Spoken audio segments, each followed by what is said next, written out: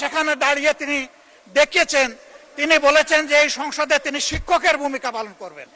আমরা তার ছাত্র হওয়ার জন্য এখানে আসি নাই। মাননীয় স্পিকার, শিক্ষকতা করতে হলে তিনি একটা ইউনিভার্সিটি খুলুন, ওখানে যার পছন্দ গিয়ে ভর্তি হবে, ওনার লেকচার শুনবে। আজকে একই বক্তব্যে দুইবার উনি অ্যাটাক করে ফেললেন। আমার সঙ্গীরা তো মনে করে, আমি নিজেও মনে করি যে এইটা কালচারাল না, এইটা পার্লামেন্টারিয়ান ফ্যাসিজম। এটা হওয়া উচিত না। উনি এই পল্টন আজকে নতুন করে বলেন নাই, হিট দিয়ে কথা বলেন নাই।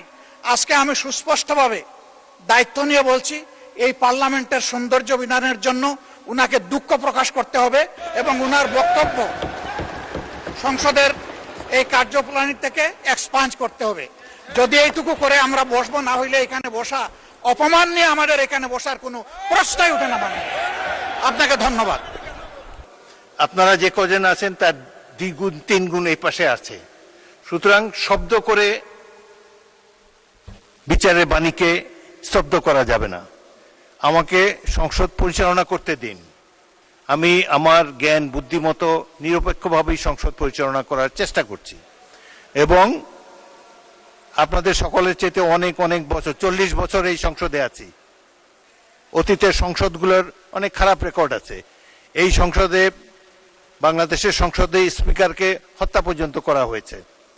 সুতরাং অতীতের দিকে তাকিয়ে আমি তো মনে করি একটি ভালো সংসদ আমরা পেয়েছি, জনগণের সঠিক নির্বাচনের মাধ্যমেই পেয়েছি। আপনারা উভয় পক্ষকে আমি ধৈর্য ধারণ করার জন্য অনুরোধ জানাবো।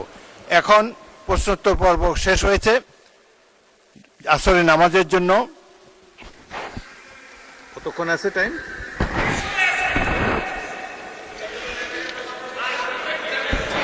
এখন আসরে নামাজ। আপনি কি বিরোধী দল নেতা আরো বলতে চান? আপনি এমন কিছু বলবেন না যে এই ডিবেটটা প্রলং হয়। এখন তো দেখেন সবাই শান্তভাবে বসে আছে। আমি তো বললাম যদি স্বরাষ্ট্রমন্ত্রী অসংসদীয় কিছু বলে থাকেন তাহলে এক্সপান্স করব। জাতীয় সংসদের আগের প্রসিডিংগুলো দেখেন, কত ধরনের বক্তব্য হয়। আমি আশা করব যুক্তি নির্ভর এবং অপর পক্ষের প্রতি সম্মান রেখে বক্তব্য সবাই রাখবেন। অসংসদীয় কোনো কিছু যদি বলে থাকেন সেটা আমরা দেখব, কিন্তু এই যে কথাই বলতে দেবেন না, এই অ্যাটিটিউড খুবই খারাপ। আপনারা যখন বলবেন আমি এই পক্ষকে অনুরোধ করব চুপ করে বক্তব্য শোনার জন্য, আবার এই ট্রেজারি বেঞ্চ থেকে যখন বক্তব্য দেবে তখন আপনারা ধৈর্য ধরে কথাটি শোনার মতো ধৈর্য ধারণ করবেন। এটা না হলে তো সংসদ চলবে না। পরমত সহিষ্ণুতা না থাকলে গণতন্ত্র ব্যর্থ হবে এই দেশে। আচ্ছা যাই হোক, এখন আমি প্রথমে মাননীয় বিরোধী দলের নেতা, আপনাকে বলতেই হবে, আমি এই